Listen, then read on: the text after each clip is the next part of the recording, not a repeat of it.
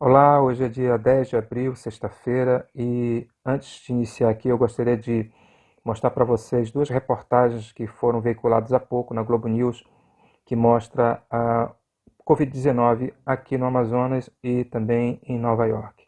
Vejamos.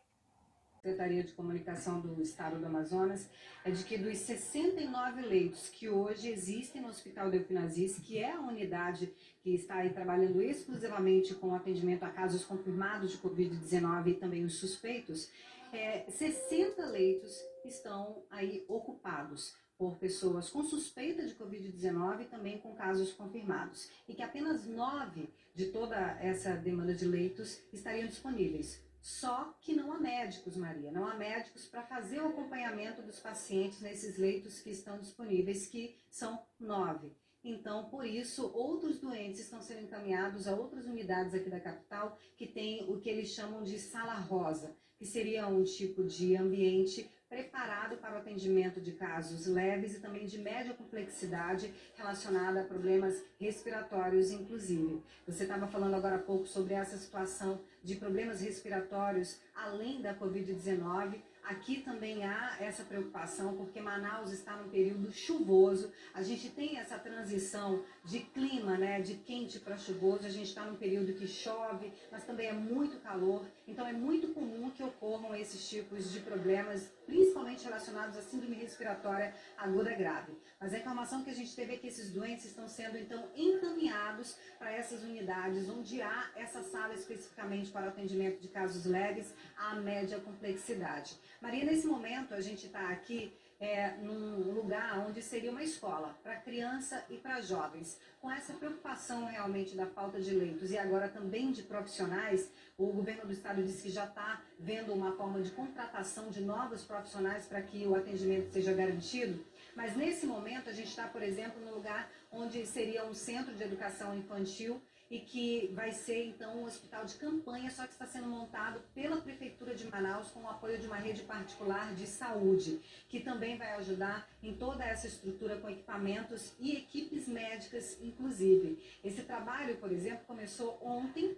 Desde ontem, homens trabalham aqui para transformar o que seria, por exemplo, o refeitório em áreas de UTI. São 32, porque aqui são dois prédios, então seriam 16 aqui e outro no outro prédio. E deve começar a funcionar no final do mês de abril. Maria.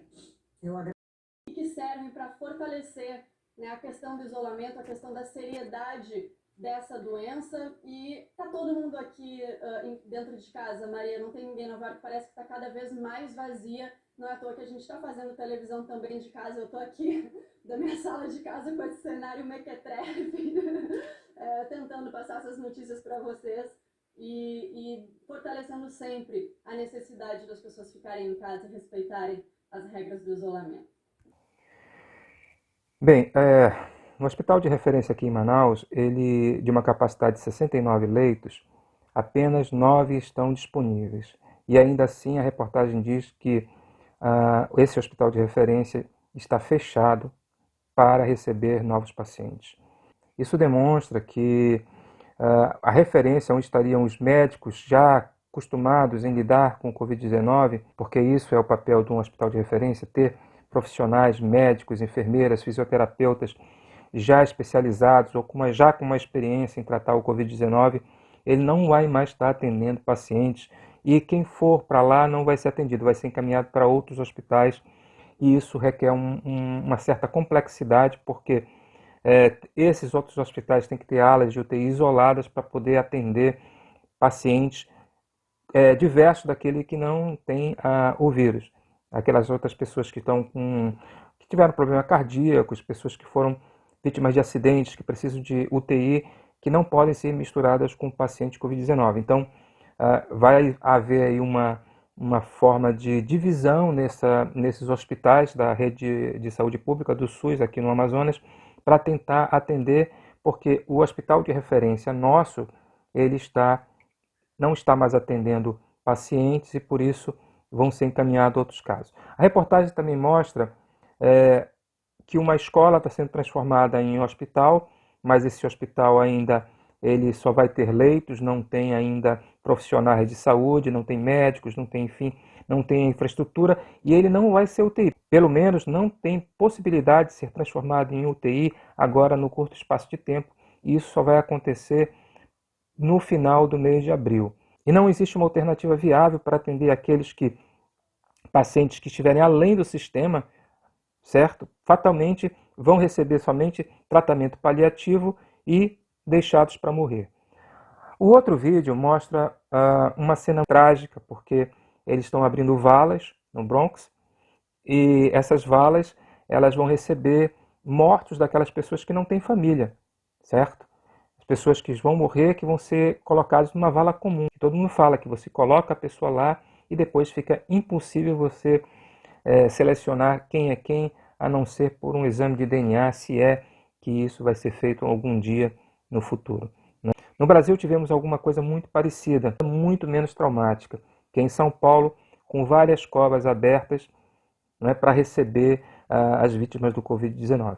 Veja, uma é a vala comum, a outra é uma vala que possa identificar o indivíduo. Enfim, existe uma diferença muito grande da vala comum e da vala individual, e é importante que se diga que aqui no Amazonas que ainda possamos enterrar nossos mortos com dignidade, porque haverão mortos. Outra coisa também que eu gostaria de comentar é que nessa mesma reportagem passou o rolezinho do Jair Bolsonaro. Ele resolveu dar uma voltinha, visitou uma padaria, resolveu tomar uma Coca-Cola, conversar com as pessoas, foi vaiado também, é importante que se diga que foi vaiado também, mas alguém que deveria dar o exemplo e mostrar para a população que o momento agora é ficar em casa, demonstrando um desprezo por aquelas pessoas que estão enclausuradas com suas famílias, um pai, uma mãe que é do grupo de risco, que não pode sair. E não adianta dizer que vamos fazer um isolamento vertical. Isso é balela. Não há como fazer isolamento vertical para o operário. Classe média, gente muito rica, é muito fácil fazer isolamento social vertical. Agora, para quem é operário, que mora tudo junto, um banheiro para toda a família, como é que vai fazer isso? Não há condições de fazer. Quem diz isso é que está na sua soberba da sua casa, olha a sua realidade e acha que a sua realidade é aquela da grande maioria do povo brasileiro e não é. Isso é criminoso, o que o Jair Bolsonaro fez é criminoso, ele incita as pessoas a saírem de casa e isso cada vez mais vai agravar a nossa situação aqui em Manaus. Ele deu esse rolozinho, mas ele foi incapaz de ir no hospital, já que ele quer sair tanto assim, ir no hospital onde as pessoas estão internadas, ir lá visitar e dar a sua solidariedade. Ele foi incapaz, até agora, de colocar a sua solidariedade para demonstrar às pessoas que estão sofrendo nos hospitais com a Covid-19. Ele não tem interesse nisso. Na verdade, ele está agindo, tentando colocar mais e mais pessoas no hospital, entubadas. Parece que ele quer ver isso, ele quer ver a morte. Ele é o arauto da morte. Jair Bolsonaro hoje, agindo contra o seu ministro da Saúde, ele é o arauto da morte. Ele é a própria soberba da morte. Bem, no mais, eu quero desejar a todos vocês uma feliz Páscoa, uma sexta-feira santa de reflexão e que a gente possa rezar por esse país, rezar pelos nossos governantes, rezar pelos nossos médicos